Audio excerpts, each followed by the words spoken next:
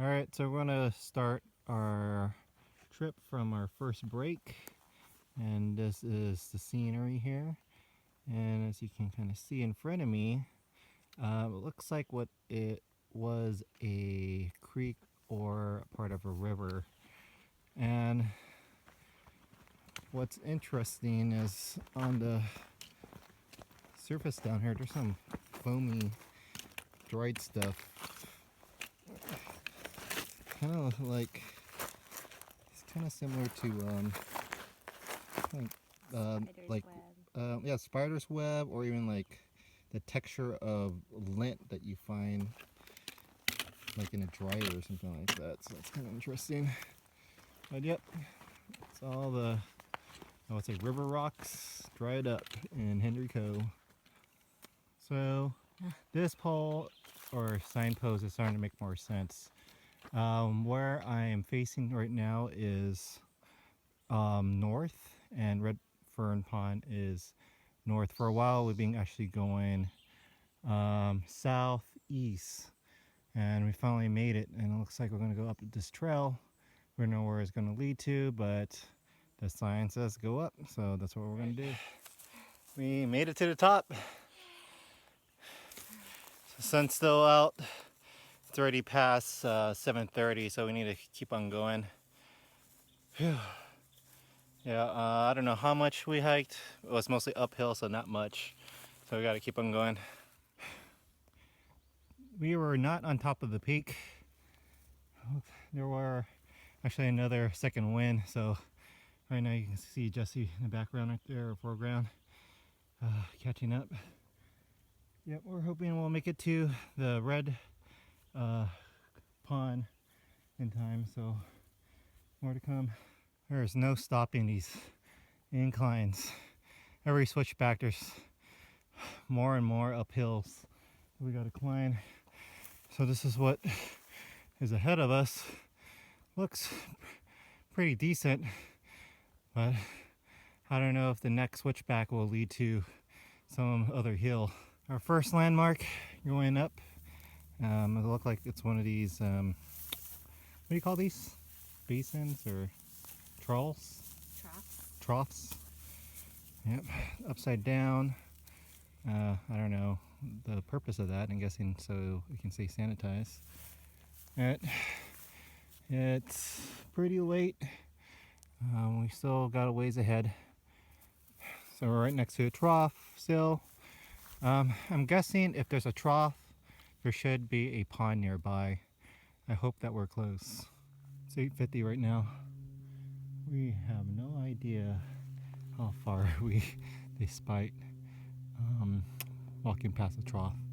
What you see ahead of me is, I believe, Gilroy. You can see some glimmering lights faintly. Really grassy. Encountered like some spiders, lots of, I would say, like those spiny seed things. I'm a little bit worried about ticks, but thank goodness we have permethrin. I soaked 2 nights before. It's great stuff. I actually made my own solution of half a percentage concentration, and I haven't got a tick yet so far. You can see my clothes. It's mostly just a lot of debris from plants and stuff like that. So I guess it's working, or maybe I just got really lucky. We'll see. It's pretty dark out, so Jesse and I are using our headlamps now, and hopefully this won't end like the Blair Witch Project. There's over there the pond, and we don't know if there's a camp, but at least with Camp Wilson, it's guaranteed that there'll be like settings where we could set up tent. Yeah, but we need water. Yeah, so we finally found a I guess a signpost, and Ledgy Ridge Road, that's what we need to take to get to Red Fern. And the other side is is what we call Camp Wilson. So right over there, or you can't really see, it's really dark outside. Yeah, we probably need to look at our map to kind of figure out what we need. So where we're at right now is Fledgy Ridge and Red Fern Trail. And looking from my compass here, the direction I'm pointing to is that we are probably less than maybe 1/10 of a mile to the pond, so we should be really close. So we're just gonna go beyond this little hill here and just hopes that we'll see a pond and we can start camping out with some, I would say, whatever sliver of sunset is left over. It's really difficult to see through video, but we can, there are some reflections of water surface upon us. As you can kind of hear, there's some animals around this area. We don't know what it is, but it doesn't sound like a mountain lion, so that's a good thing. I'm guessing it's a bird. Yeah. It's too dark to filter water right now. We already used up 2 liters of water for this round trip. And just here, things just scurrying away. Yeah, we put it the highest setting for our lamps, just because we're very hyper vigilant. It would be very, I would say, well, I don't know how you describe, like soothing or safe, or just to have a sense of, yeah, just to have a sense of security if other backpackers are here, but we don't see anyone. The other camp is actually way beyond, I think maybe 2 miles away. So we reached our goal, where we made it to the pond, and yeah, we're just going to set up camp. Use our fuel, so we have a alcohol stove, and we can use any type of, I forget what's the name of this type of alcohol. That you can use things like rubbing alcohol. Right now we're going to use gasoline antifreeze. Mm-hmm. And use to cook up our food. All right. Yay. Not exactly how much I'm putting. Supposedly I need to put 0.5 ounces to cook about 1 liter of water. That should be good enough. And light it up. Careful. And that's start a fire. Ooh. There you go. So, Jesse, can you come a little bit closer? You can kind of see that it's kind of clear right now. All right, just finished setting up tent. We have our stuff here laid out. A little bit of a mess.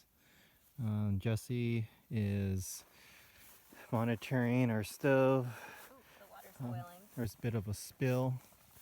Water's boiling. Which one do you want? Boiling water. So, next time we'll put the lid on it too, so we can conserve water. But yep, I'm gonna start eating.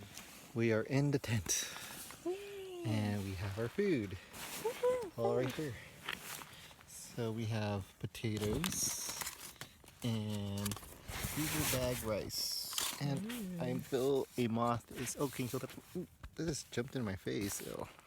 Anyways, somehow moths came into our tent. They're very small. Good thing they're mosquitoes. Here, do you want your buff in there? The mosquito nets, hats, and buffs are in here. Yeah, so let's see if I can suffocate them with permethrin. Oh, it kind of worked. Okay, anyways, we're in a tent, and we will enjoy our food. It's morning time, and we are having biscuits and gravy for breakfast. So we got a set water. Looks like we have to put in about 2 cups of water. It's pretty standard. So what's cool about this type of mill is we just pour water and it's freeze dried, and we hope that it will be a pleasant breakfast. So everything's all packed up and we're ready to go. So ahead of us is the other half of Red Fern Pond Trail, and according to the map, it should not increase in elevation, and either it'll stay within the elevation for a while and then decline. Hopefully we don't have to go up more.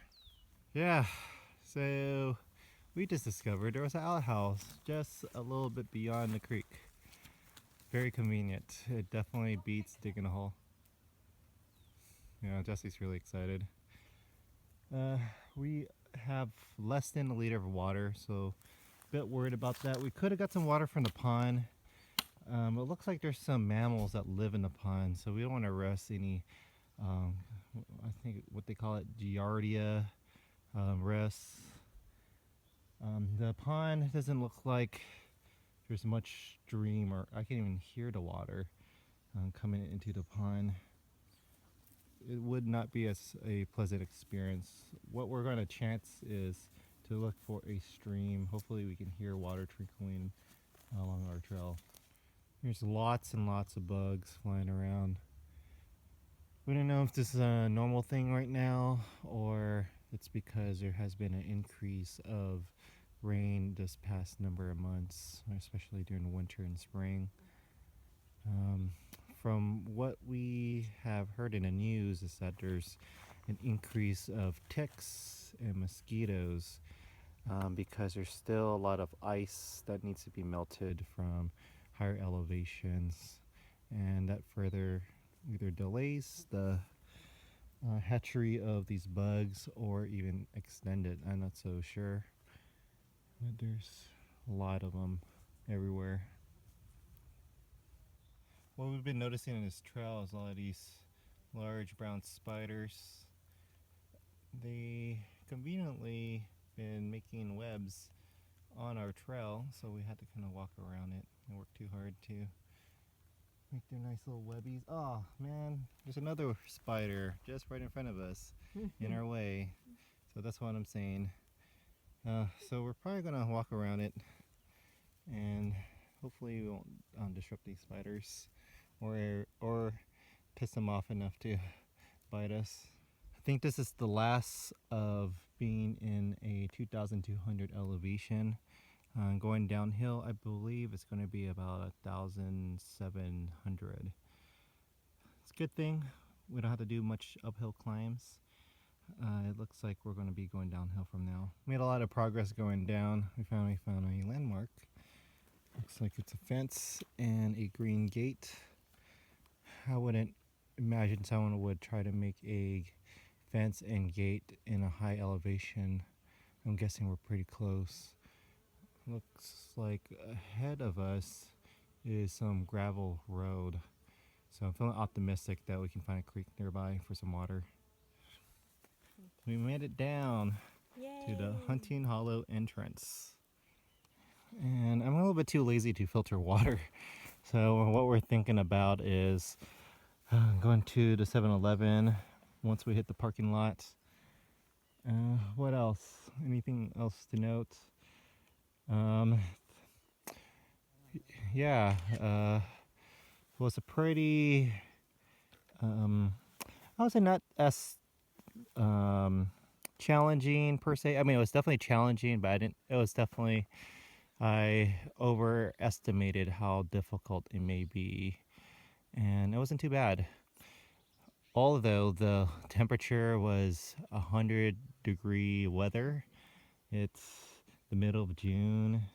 We also went a 2,200 elevation, and it was lots of dry grass, limited water, but we made it with most of our equipment actually. We did run out of water, but we're about 1.5 miles away. and no inclines or declines, so we should be okay. We found some running water, and we're probably not going to filter today and just head straight to the parking lot and enjoy our nice cold drinks. We made it to the parking lot, as you can see behind me, and there's the porta potty, and yeah, we finished our hike. So again, 2,200 elevation. It was 98-degree weather yesterday. It's about, what, 8:30? I don't know what's the weather, but it definitely feels pretty warm. Probably 75-ish. And it will continue to climb until it gets 100 degrees again. So, yeah, the hike was pretty doable. And I'm surprised that we actually did it, especially in this type of weather. It's called the Red Fern Trail. And it's called the Red Fern Trail in Henry Coe.